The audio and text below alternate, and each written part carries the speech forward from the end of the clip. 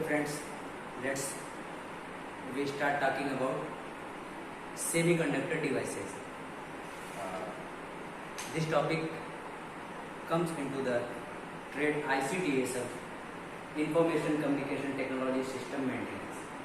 ये ITI की एक ऐसी ट्रेड है जिसमें जो है आप electronic parts, even basics of computers and basics of networking, ये सारी चीज़ों का कम्बो एक जो है ICTSM ट्रेड बनाई गई है। ये एक नई ट्रेड है।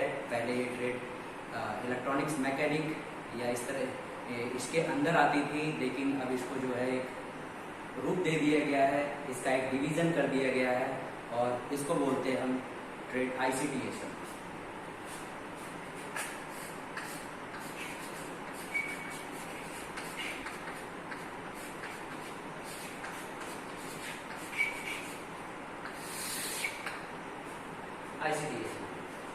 एंड आज जो हम अपनी टॉपिक कवर करने जा रहे हैं वो है सेमीकंडक्टर डिवाइसेस।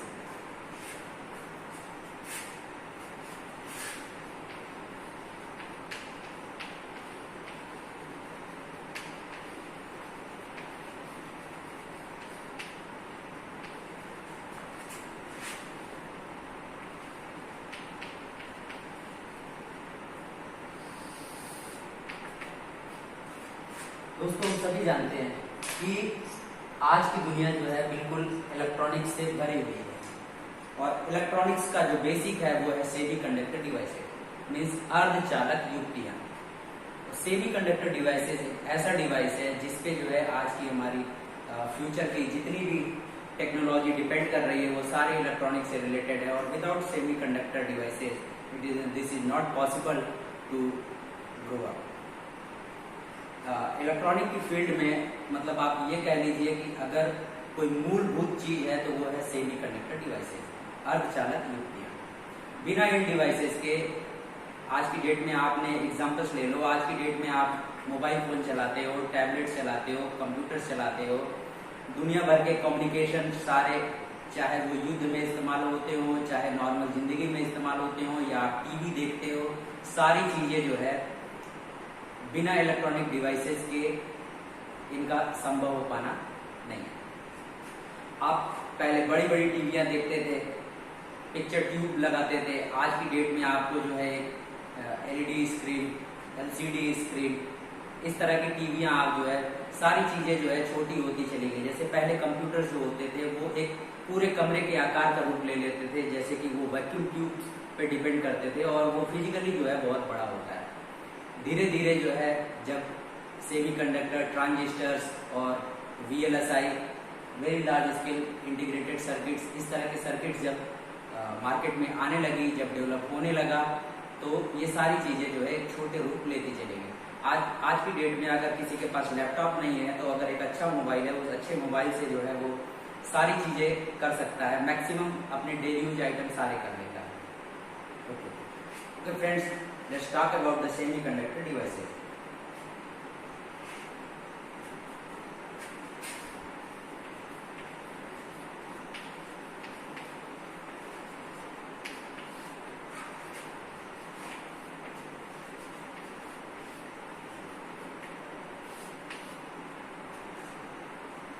ये तो हो गया हमारा इंट्रोडक्शन कि सेमीकंडक्टर हमें क्यों पढ़ना है, सेमीकंडक्टर के बारे में इतना क्यों बेसिक्स बताई जाती है, इलेक्ट्रॉनिक्स शुरू हुई, इसके अलग से डिवीजन क्यों किए गए, ये सारे बेसिक्स इसी से रिलेटेड है कि इलेक्ट्रॉनिक्स का सबसे मूलभूत जो है, मैं फिर से कहूँगा कि वो है सेमीकंडक्टर डिवाइसेस। अब हम चालू करते हैं कि सेमीकंडक्टर डिवाइसेस होते क्या हैं। अर्धचालक, जैसा कि आप सभी को मालूम है कि चालक क्या होता है। चालक जैसे कि जो विद्युत धारा का प्रवाह सुगमता से, आसानी से कर सके, कोई भी ऐसा मटेरियल जो विद्युत धारा का प्रवाह सुगमता से करता हो उसको हम चालक कहते हैं। ठीक इसी के साथ हम एक परिभाषा और दोहराते हैं, कुचालक, बैड कंडक्टर्स या इंसुलेटर्स। इंसुलेटर्स वो होते हैं जिनमें विद्युत धारा का प्रवाह सुगमता से या बिल्कुल प्रवाह होता ही नहीं है। इसको आप ये कहेंगे कि बिल्कुल प्रवाह होता ही नहीं है। लेकिन जैसा कि अर्धचालक है सेमी कंडक्टर, सेमी मीन्स आपको ये समझ में आएगा कि अर्धचालक मतलब कि वो जो है न तो पूरी तरह से चालक है और न तो पूरी तरह से कुचालक है। ये बहुत ही खास एक पदार्थ है जिसमें जो है बहुत सारी ऐसी क्वालिटीज़ हैं। टेम्परेचर के साथ इसके कंडक्टिंग बिहेवियर पे जो है असर पड़ता है, इसका कंडक्शन बदलता है।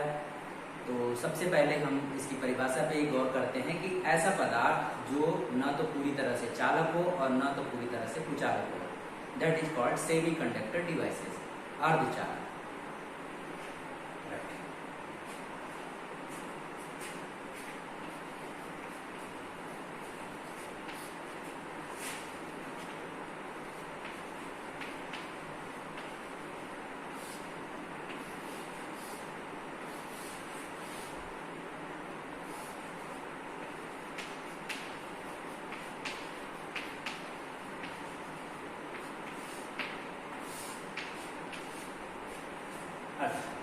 जो कि चालक और कुचालक दोनों के बीच की अवस्था होती है, इसको हम अर्धचालक कहते हैं। अर्धचालक जैसे कि वेल नोन हमारे पीरियोडिक टेबल में एक दो ऐसे एग्जांपल मैं आपको देता हूं, जैसे कि सिलिकॉन है, जर्मेनियम है, ये दोनों जो है आपको अर्धचालक में पाए जाते हैं। और भी बहुत सारे हैं, लेकिन अभी हम इन्हीं पे फोकस करेंगे, क्योंकि जब भी हम सीखते हैं तो किसी ऐसे बेसिक एलिमेंट से सीखते हैं जो कि बहुत आसान हो, जिसको करना भी काफी आसान हो, याद रखना भी आसान हो। तो सिलिकॉन और जर्मेनियम,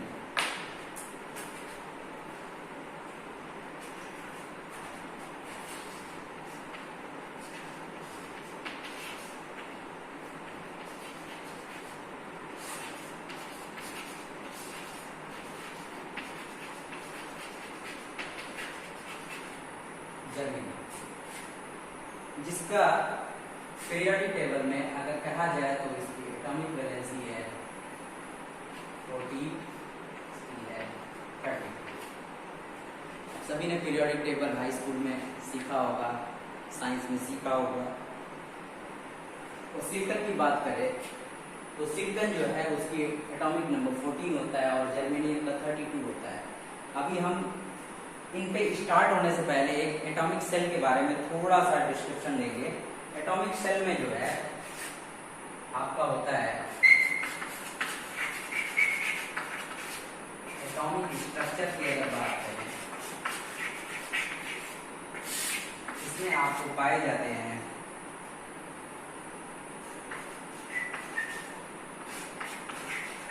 प्रोटॉन, न्यूट्रॉन और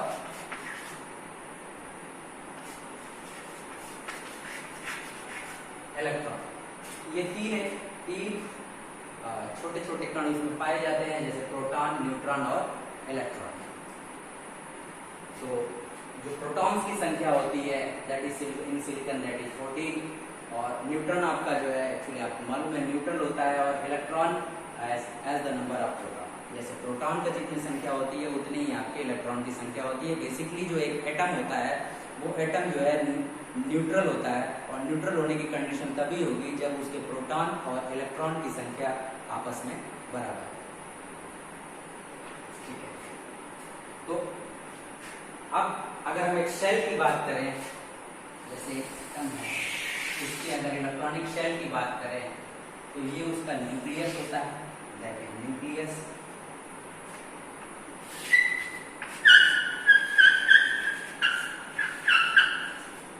न्यूक्लियस, और इस न्यूक्लियस के अंदर जो है आपको मिलेगा प्रोटॉन। ठीक है, ये प्रोटॉन मिलेगा। बाकी जो है इसकी जितनी भी बाहरी सराउंडिंग्स हैं, जितने भी बाहरी शेल है, इसके आपको इलेक्ट्रॉन्स मिलेंगे। इलेक्ट्रॉन्स जैसे इसको हम नाम से जानते हैं कि एल एम, और अगर एक चौथी सेल का नाम रखूं तो न्यूक्लियस के चारों तरफ इलेक्ट्रॉन्स की एक परिधि होती है, उनके कक्ष होते हैं, और उन कक्षों में जैसे कि जो के शेल होती है, के में होते हैं 2 इलेक्ट्रॉन्स, एल में होते हैं 8 इलेक्ट्रॉन्स, एन में होते हैं 18 इलेक्ट्रॉन्स, और एन में होते हैं 32 इलेक्ट्रॉन्स। ठीक है, तो अगर सिलिकॉन की एटॉमिक नंबर 14 है, तो अगर इसको हम फिल करना चाहें तो K में पढ़ेंगे 2 इलेक्ट्रॉन्स, L में पढ़ेंगे 8 इलेक्ट्रॉन्स और M में पढ़ेंगे कितने 4 इलेक्ट्रॉन्स। क्योंकि उसमें हो सकते हैं 18, लेकिन आपके पास अवेलेबल कितने हैं 14 में से अगर आप स्ट्रक्चर फिल करें तो आपको K में पढ़ेंगे 2, L में पढ़ेंगे 8 और M में पढ़ेंगे 4। 8 2 10 और 4 14। चलिए, इसी तरह जर्मेनियम का है। जर्मेनियम का भी अगर आप देखना चाहेंगे, ये हो गया फर्स्ट सिलिकॉन। अगर जर्मेनियम की देखना चाहेंगे तो जर्मेनियम में A में पढ़ेंगे 2, L में पढ़ेंगे 8, M में पढ़ेंगे 18 और 2 20, 20 और 8 28 और N में पढ़ेंगे कितने 4। लास्ट वाली जो सेल है उसमें पढ़ेंगे 4 इलेक्ट्रॉन्स। तो ये तो उनका इलेक्ट्रॉनिक स्ट्रक्चर हुआ। अब इस इलेक्ट्रॉनिक स्ट्रक्चर के बिहाफ पे हम समझेंगे कि सेमीकंडक्टर कैसे काम करता है और सेमीकंडक्टर के टाइप क्या होते हैं, इसके बारे में भी बात करेंगे।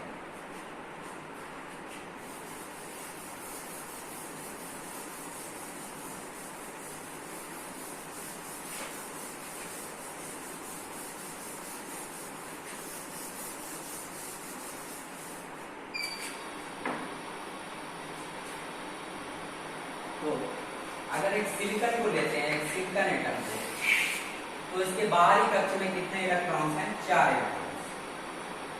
4 इलेक्ट्रॉन्स 1 2 3 4।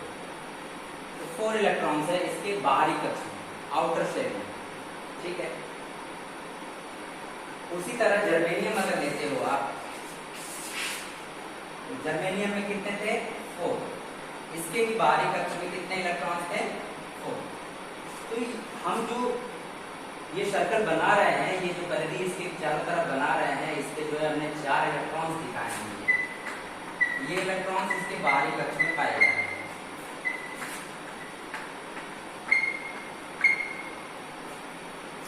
अब हम बात करेंगे कि अगर सेमीकंडक्टर हमने समझ लिया कि सेमीकंडक्टर क्या है, सेमीकंडक्टर के एग्जांपल्स कौन है, कौन कौन से पदार्थ है, फिर हम बात करेंगे कि सेमीकंडक्टर के टाइप्स क्या है।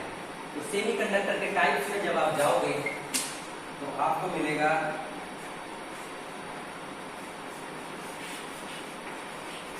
प्रकार। प्रकार में आपको पहला मिलेगा पी टाइप, दूसरा मिलेगा एन टाइप। तो अब हमें फोकस करना है पी टाइप और एन टाइप पे।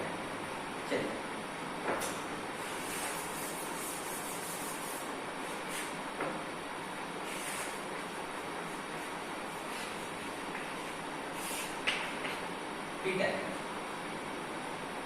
पी टाइप और एन टाइप बताने से पहले मैं ये बताऊंगा कि जो सिलिकॉन और जर्मेनियम है, अगर उसमें कोई चीज नहीं मिलाई जाती है, तो जैसे कोई शुद्ध अवस्था में उसमें कोई मिलावट ना हो, तो उसको कहेंगे इंट्रिंसिक सेमीकंडक्टर। क्या कहेंगे? Intrinsic semiconductor. इंट्रिंसिक सेमीकंडक्टर मतलब ऐसा सेमीकंडक्टर जिसमें जो है कोई मिलावट नहीं, वो पूरी तरह से शुद्ध हो, उसको इंट्रिंसिक सेमीकंडक्टर कहेंगे। दूसरा इसका है एक्सट्रिंसिक सेमीकंडक्टर। तो एक्सट्रिंसिक सेमीकंडक्टर जिसमें जो है हम अपनी जरूरत के हिसाब से अगर हम किसी पदार्थ को मॉडिफाई करते हैं या उसमें कोई अलग सा तत्व कुछ उसमें मिलाप करते हैं, इसको शब्द कहते हैं, जैसे उसको कहते हैं डोपिंग। डोपिंग मतलब कि कोई बाहरी एलिमेंट या कोई बाहरी चीज किसी शुद्ध चीज में मिलाना। आप डोपिंग टेस्ट भी सुने होंगे। डोपिंग टेस्ट में क्या होता है, जैसे खिलाड़ियों का डोपिंग टेस्ट होता है कि भाई वो अपनी रनिंग करने से पहले या दौड़ करने से पहले या कोई कुश्ती करने से पहले उसने कोई ऐसी दवा तो नहीं खाई जो उसको ताकत देती हो। तो खिलाड़ियों में भी बहुत शुद्ध अवस्था में उनकी बॉडी में कोई बाहरी तत्व नहीं मिलाया गया है, या उन्हें कोई एनर्जेटिक टॉनिक नहीं दिया, या कोई ऐसा दवाई नहीं दी जो उनकी ताकत को बढ़ा दे। जो उनके नेचुरल है उसी में उनका गेम्स होता है। ठीक उसी तरह अभी जैसे हम इंट्रिंसिक और एक्सट्रिंसिक बात कर रहे हैं,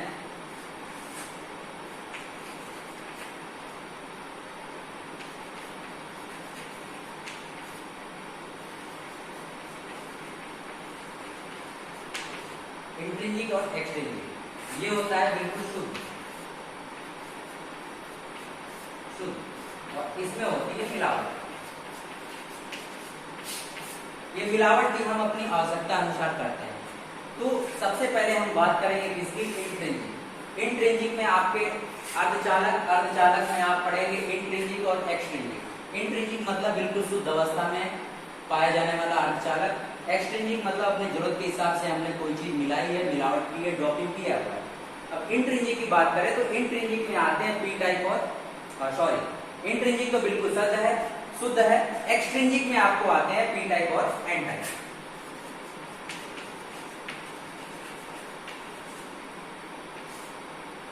एक्सट्रिंसिक की बात करें, एक्सट्रिंसिक में टाइप होते हैं पी टाइप और एन टाइप। इंट्रिंसिक बिल्कुल शुद्ध अवस्था में, ठीक है। तो अब हम बात करते हैं पी टाइप और एन टाइप। याद करने के लिए हम इसको पी टाइप को थोड़ा पॉजिटिव से रिलेट करते हैं और एन टाइप को जो है थोड़ा सा हम नेगेटिव से रिलेट करते हैं। होता